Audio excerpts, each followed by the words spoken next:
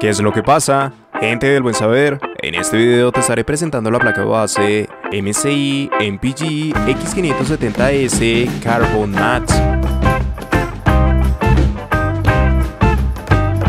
La actualización correspondiente de X570 a X570S fue un cambio necesario para establecer una buena gama alta, pero que sin embargo tardaría mucho en la salida de sus modelos al mercado. Y a pesar de tener buenas alternativas, como precisamente veremos hoy con esta X570S Carbon, el tiempo seguiría jugando en su contra. Pero a pesar de lo mismo y a través de este video estaremos analizando este modelo, a partir de todas aquellas características añadidas y las ventajas y desventajas que va a suponer esta para una construcción.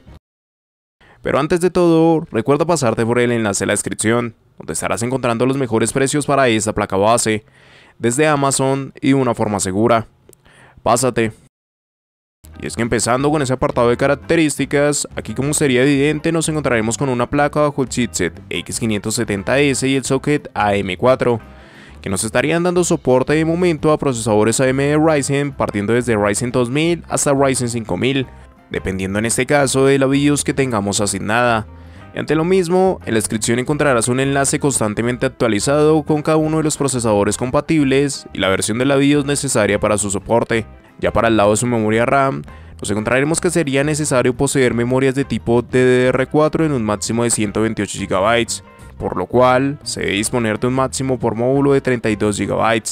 En relación con su frecuencia y por el chipset empleado, se delimita la misma hasta los 3200 MHz sin ningún tipo de modificaciones. Ya si habilitamos sus perfiles XMP o realizamos modificaciones manuales con overclock, podemos alcanzar hasta 5300 MHz. Si es que nos situamos en su almacenamiento, en este caso contaremos con 8 puertos SATA de 6 GB por segundo, que pueden ser configurados en modo RAID 0, 1 y 10. Adicional a esto encontraremos 4 M.2, desde los cuales se nos va a dar soporte en PCI Express 4.0 para cada uno de los M.2 añadidos. Además de que para el segundo y tercer M.2 también se nos daría soporte para SATA. Cuanto al formato en cuestión, el primer y tercer M.2 presentarían compatibilidad para tarjetas de formato desde el 2242 hasta el 22110, mientras que el segundo y cuarto M.2 añadirían compatibilidad con tarjetas de formato desde el 2242 hasta el 2280. En cuanto a sus puertos de expansión, se nos van a presentar dos PCI Express con formato X16. Ambos tendrían soporte para PCI Express 4.0. Sin embargo, el principal dentro de los mismos correría por 16, mientras que la segunda conexión, aunque siga presentando un formato X16, en realidad correría por 4.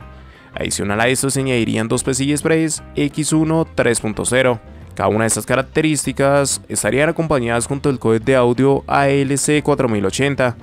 Además de que sumado a estos apartados se incluiría la tarjeta AX210, desde la cual se va a estar suministrando tanto Wi-Fi 6E como Bluetooth 5.2. Y ya, dentro de sus conexiones internas y fuera de un carácter común para el funcionamiento propio del sistema, podemos encontrar dos USB 2.0, dos USB 3.2 de primera generación tipo A, un encabezado USB 3.2 de segunda generación tipo C, una conexión para bombas de agua, 6 conexiones para ventiladores externos, una conexión TPM, una conexión de tipo ERGB, dos conexiones de tipo ERGB, una conexión LED para Corsair, y adicional a esto se va a destacar tanto el sistema de Easy Boot LED como el sistema de DigiBoot LED,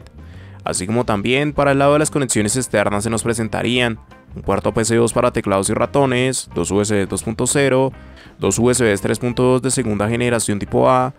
un HDMI, 4 USB 3.2 de primera generación tipo A, una conexión a RJ45 de 2.5 GB, dos conexiones hacia USB 3.2 de segunda generación, una de tipo A y otra de tipo C, una conexión para audio óptico, 5 conectores de tipo jack,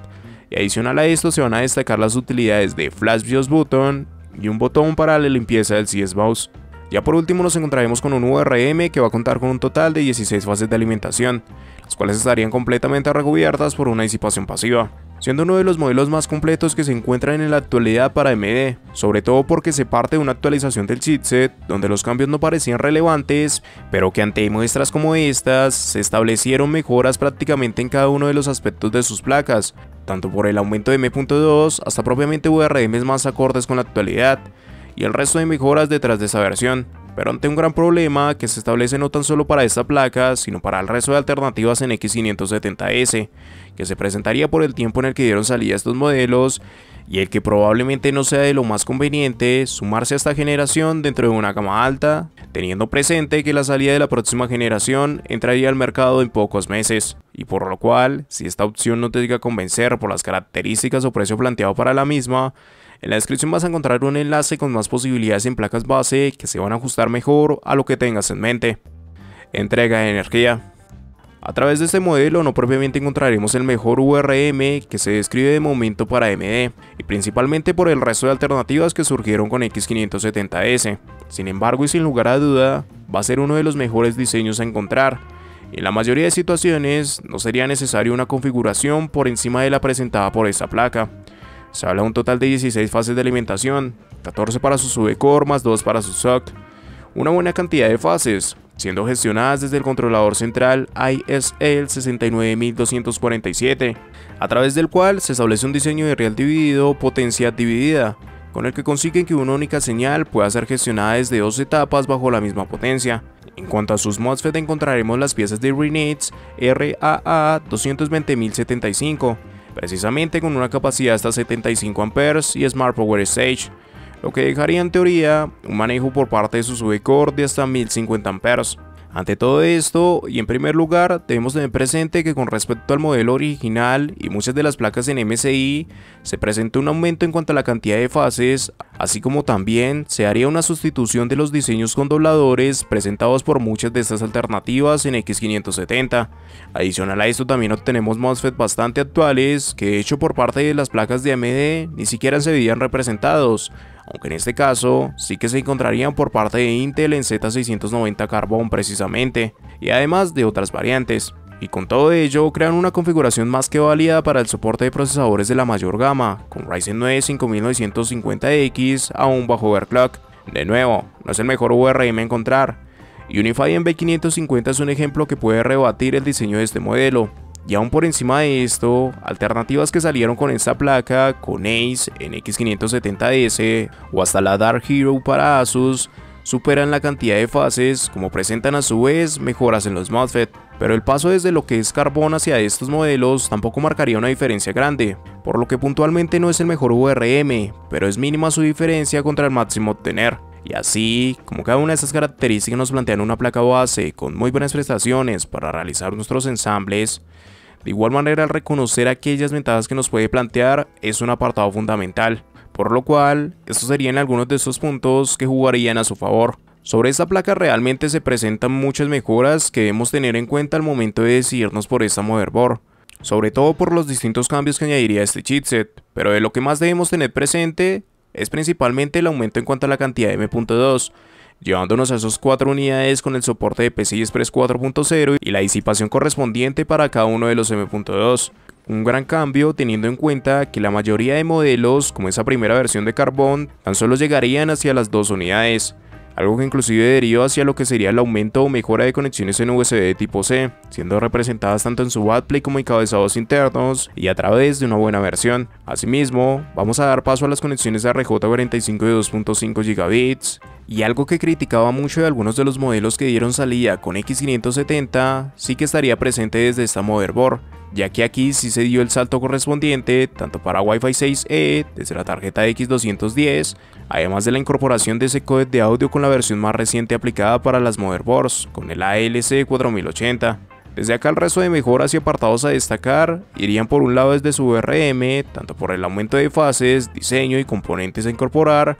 como hasta propiamente la estética en cuestión manejada, además de aquellas utilidades desde paneles de identificación LED, botones para la limpieza del CS Mouse como Flash BIOS Button. Fuera de esto inclusive se siguen destacando apartados, pero los mencionados con anterioridad son los que más debemos tener presente, ya que son los principales cambios que se dieron frente a aquellas placas que venían de X570, que de igual manera, a pesar de que señalen una gran cantidad de ventajas para esta placa base, a su vez no es un modelo que vaya a estar excepto de contener algunas desventajas,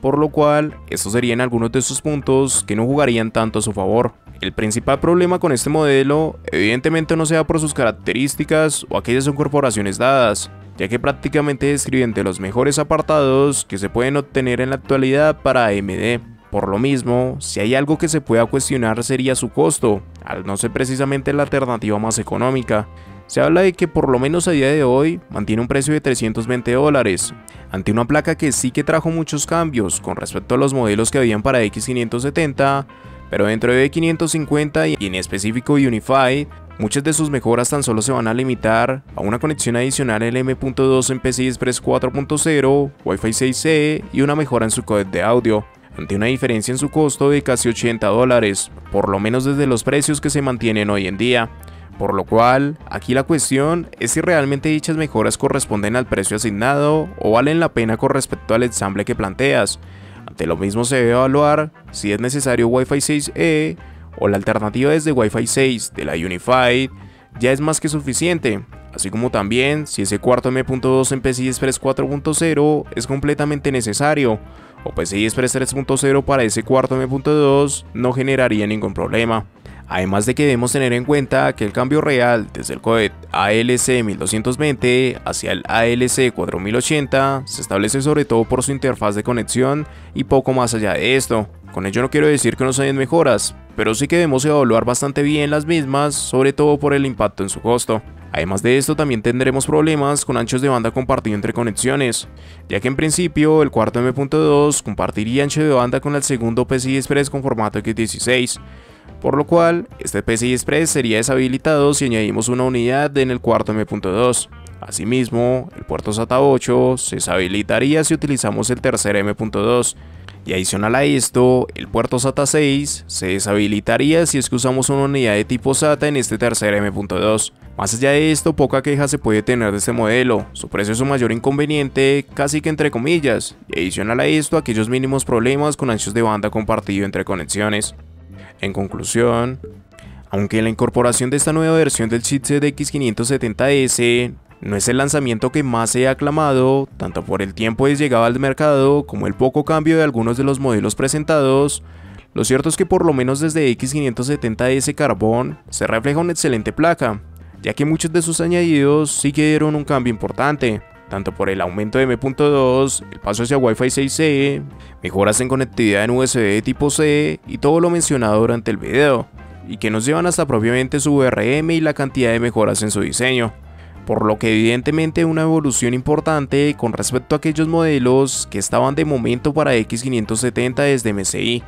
Con respecto a X550, Unified tendría la mayor cercanía en características, y de hecho es de los pocos modelos que pueden rivalizar a la misma, ya que son pocas esas diferencias que se van a recalcar. Ante lo mismo pienso que es una buena alternativa, y probablemente si hubieran sacado la misma tras el surgimiento de X550, pues realmente sería de los modelos que más recomendaría. Hoy en día, y es el tiempo que queda para una nueva generación y nuevo chipset, pues se pone en duda el invertir tanto en una placa como estas y componentes de la gama alta dentro de esta generación. Pero sin embargo, eso ya es algo personal y dependiente del ensamble que plantee realizar, por lo que en general es una excelente placa, y prácticamente la única mejora por encima de lo ya presentado por este modelo sería el paso hacia Thunderbolt, pero la misma compete a otra línea de placas. Es un excelente modelo que si hubiera llegado mucho antes, inclusive hubiera sido aún más recomendable por la cantidad de cambios y el sí destacarse frente al resto de modelos y chipset como una buena gama alta.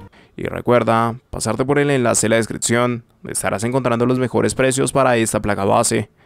desde Amazon y de una forma segura. Pásate.